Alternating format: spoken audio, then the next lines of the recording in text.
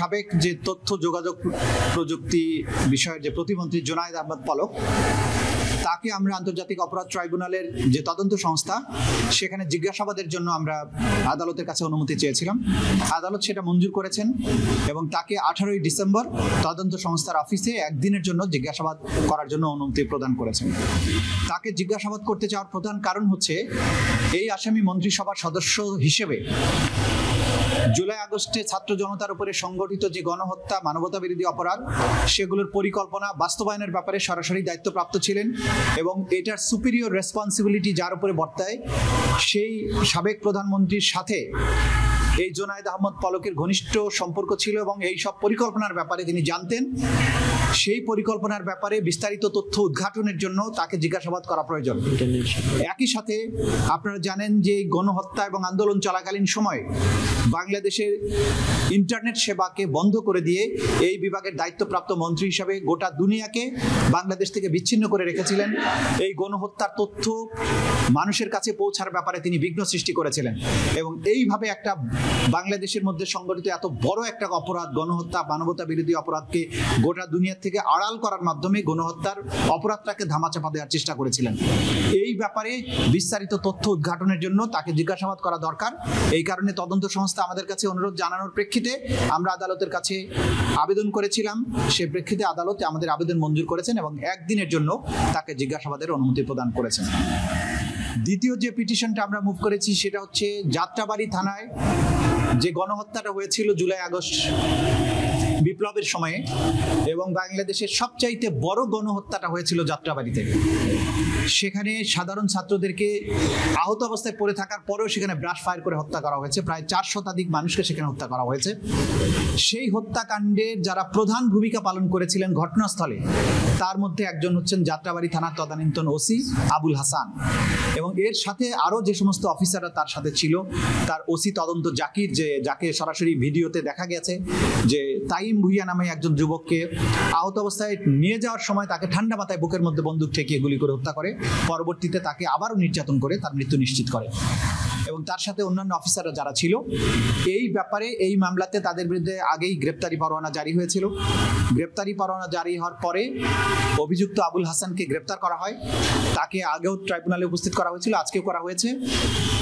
আমরা তাকে জিজ্ঞাসাবাদ করে তথ্য উদ্ঘাটন করতে চাই যে নির্মম হত্যাকাণ্ড বাংলাদেশে তারা ঘটিয়েছেন তার সবচাইতে বড় পার্টটা ছিল যাত্রাবাড়িতে এবং সেখানে সে ওসির দায়িত্বে নিয়োজিত ছিল। কিভাবে, কার নির্দেশে, কোন কোন অফিসারদের মাধ্যমে এই গণহত্যাটা তারা সংগঠন করেছেন, কে এটা নির্দেশদাতা ছিল, কারা কারা সম্পৃক্ত ছিল এবং কেন তারা এরকম নির্মমতার আশ্রয় নিয়েছে, এই বিষয়টি তথ্য উদ্ঘাটনের জন্য। গোলাবারুদ কোথা থেকে এসেছে, কত রাউন্ড গুলি তারা ব্যবহার করেছে, এইসব ব্যাপারে তথ্য উদ্ঘাটনের জন্য আমরা তাকে জিজ্ঞাসাবাদের জন্য অনুমতি চেয়েছি। একদিনের জন্য অফিস চলাকালীন সময় তাকে জিজ্ঞাসাবাদের অনুমতি আদালত দিয়েছেন। আগামী 15ই ডিসেম্বর তাকে জিজ্ঞাসাবাদের জন্য আমাদের তদন্ত সংস্থার কাছে নিয়ে যাওয়া হবে। এর বাইরে আবুল হাসানের এই মামলাতে আমরা সময় চেয়েছি যে তদন্ত প্রোগ্রেস আদালতের কাছে জানানোর জন্য। আগামী 2 মাস সময় আমরা চেয়েছিলাম, আদালত 1 মাস পরে এই প্রোগ্রেস জানানোর জন্য ডেট দিয়েছেন। 30শে জানুয়ারি এই মামলার পরবর্তী তারিখ থাকবে, যেটা যাত্রাবাড়ি রসিদের ব্যাপারে।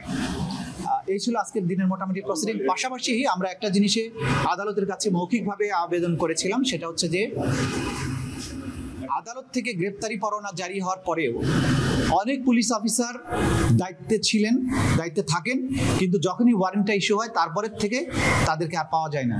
সুতরাং এই যে পুলিশের যাদের এই ওয়ারেন্ট কার্যকর করার দায়িত্বে আছেন, তারা আদালতের আদেশ পাওয়ার পরে তাদেরকে পালিয়ে যাওয়ার সুযোগ দিচ্ছেন কিনা, এই ব্যাপারে ওয়ারেন্টগুলোকে কার্যকর করার ব্যাপারে তারা কি ধরনের পদক্ষেপ নিয়েছেন এইটা জানানোর জন্য আমরা প্রেয়ার করেছি এবং আদালত বলেছেন তারা এই ব্যাপারে একটা আদেশ দেবেন যে আদালতের আদেশ পাওয়ার পরে আসামিদের গ্রেপ্তার করা বা না করার ব্যাপারে আইন শৃঙ্খলা রক্ষাকারী বাহিনীর কি ভূমিকা, সেই ব্যাপারে 7 দিনের মধ্যে একটা রিপোর্ট দেওয়ার জন্য আদালত বলেছেন। পালিয়ে যাবার ব্যাপারে আমরা অনেক অফিসারকে দেখেছি যারা দায়িত্বে ছিলেন, কিন্তু যখনই আদালত থেকে ওয়ারেন্ট ইস্যু হলো তারপর থেকে তাদেরকে পাওয়া যাচ্ছে না।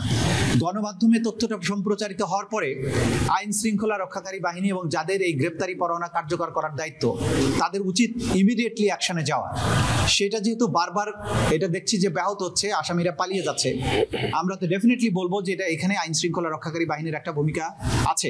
কাজে তাদের কি ভূমিকাটা ছিল সেই ব্যাপারে আদালত যেহেতু তাদের কাছ থেকে ব্যাখ্যা চেয়েছেন, তারা ব্যাখ্যার দিক তারপরে আমরা বুঝতে পারবো। তদন্ত সংস্থায় যারা আছেন তদন্তকারী কর্মকর্তা, তাদের ব্যাপারে আদালত আজকে খানিকটা ক্ষোভ প্রকাশ করেছেন। তাদের তদন্ত কার্যে যেভাবে তদন্তটা আগানো প্রয়োজন, যে কোনো অনভিজ্ঞতার কারণে হোক বা যাদের অযোগ্যতার কারণে হোক, সেই ব্যাপারে খানিকটা সমস্যা দেখা দিচ্ছে বলে এখন পর্যন্ত আমরা বুঝতে পারছি। তবে যেহেতু এটা নতুন ধরনের মামলা, তারা এক ধরনের মাইন্ডসেট থেকে এসেছেন।